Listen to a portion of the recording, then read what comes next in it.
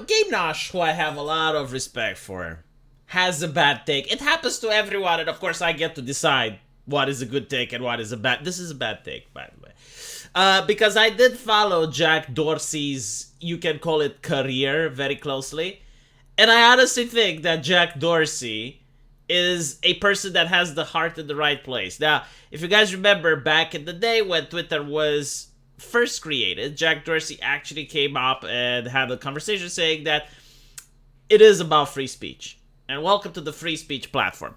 Now, time moves on, censorship happens, and despite all this, I do see Jack Dorsey going on Tim Pool, Briggs, the lawyer, Vijaya, I believe her name was, like she was in charge of trust and safety and other nonsense. And he does try to have a conversation, like you can see that the man is trying, but eventually, he gets ousted as the CEO of Twitter. In his place, there was this gentleman, I forgot his name, but didn't last long because Elon purchased Twitter. Now, the reason that I'm saying that Games Nosh is wrong and says that, well, it's Jack Dorsey that's the problem, is because we saw the Twitter files.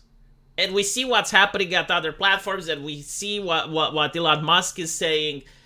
And you do have world governments at this point that are putting pressure on these platforms. This is not just the US government, but it's the Australian government, it's the European Union, it's Brazil. Like we saw what Brazil was doing, where a judge on the Supreme Court was telling Twitter to not just ban people that he doesn't like, but also to make it seem like it's the trust of service violation, and it's not due to the fact that the judge is ordering the ban.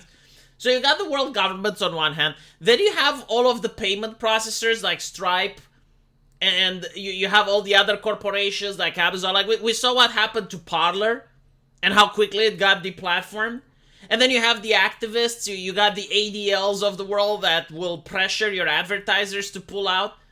Like having a platform the size of Twitter is incredibly expensive. And it just doesn't work if you don't have a way of monetizing. And again, like you got the world governments, you got the corporations, you got the activists, you got all of these working in tandem to make sure that censorship happens. So I don't think it's Jack Dorsey. I think like literally anyone that tries to start a platform will be successful in the beginning until the platform grows too much. Like I guarantee to you, a lot of people will say, well, yeah, Rumble this and that. If Rumble would ever get even like 3/4 the size of YouTube, you would see how the activists crack down on it.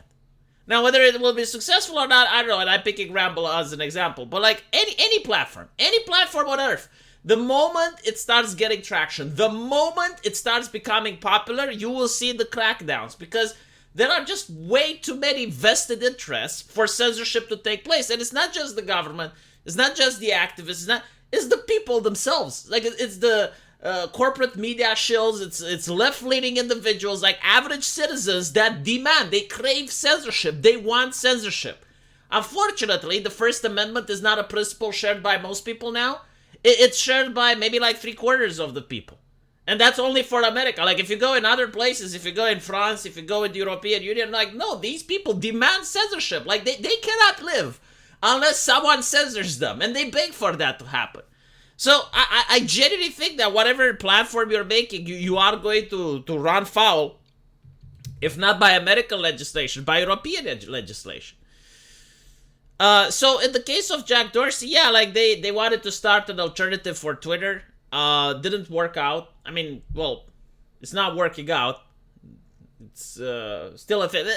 The main problem with it, I think, is that number one, people who are on Twitter, they already formed a community.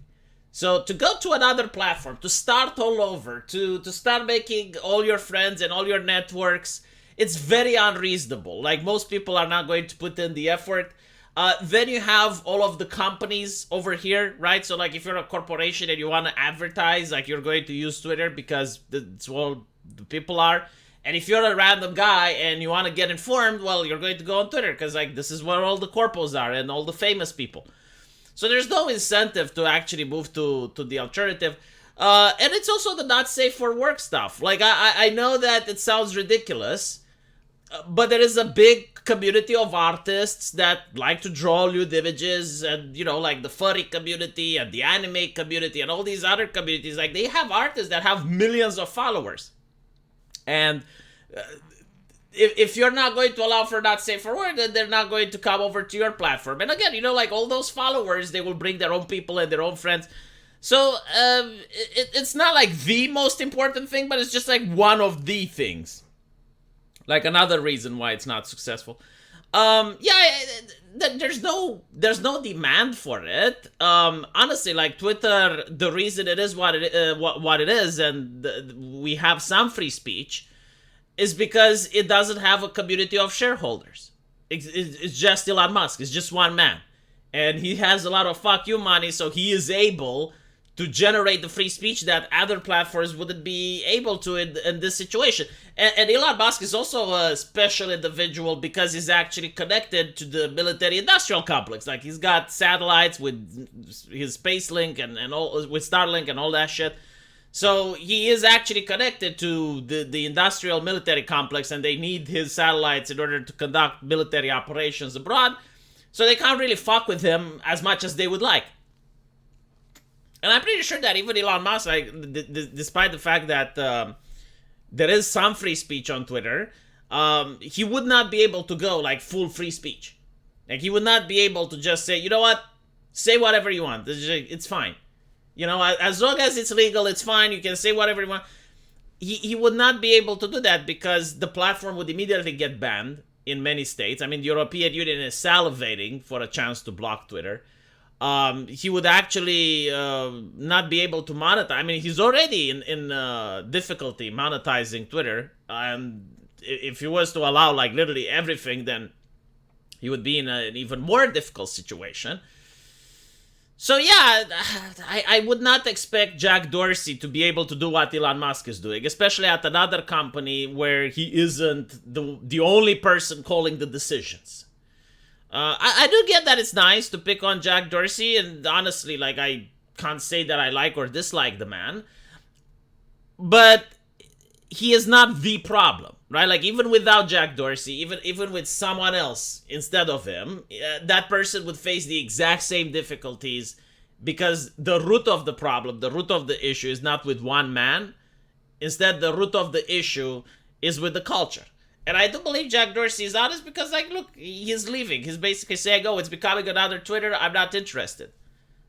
And I do believe that he may genuinely not be interested in creating another Twitter.